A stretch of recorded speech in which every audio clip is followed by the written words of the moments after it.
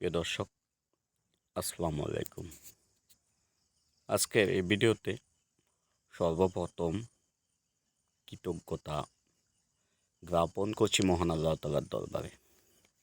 তিনি চাইলে আজকে অনেক বড় দুর্ঘটনা ঘটিয়ে দিতে পারতেন, কিন্তু তিনি যে এই ২৬ জন মানুষকে রক্ষা করেছে, এটাই শুকরিয়া আল্লাহর দরবারে। শুকর আলহামদুলিল্লাহ।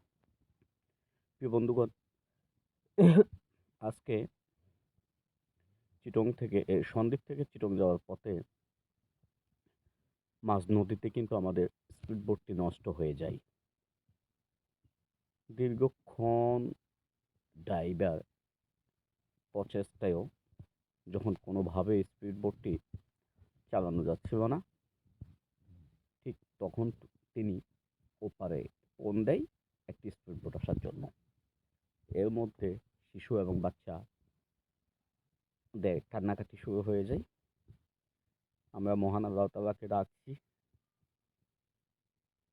কিন্তু দুর্ভাগ্যবশত ওপার থেকে যেই স্পিড বোটটি পাঠানো হয় সেটি আমাদেরকে নেওয়ার উপযোগী না।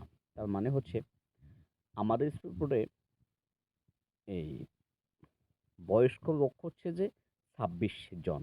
এর মধ্যে শিশুরা তো আছেই, কিন্তু যে বোটটি ওখান থেকে এসেছে সেটির ধারণ ক্ষমতা হয়তো ১৪ থেকে ১৫ জন।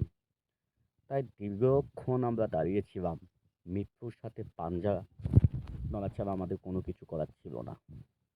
যাক, পরিশেষে শেষমেশ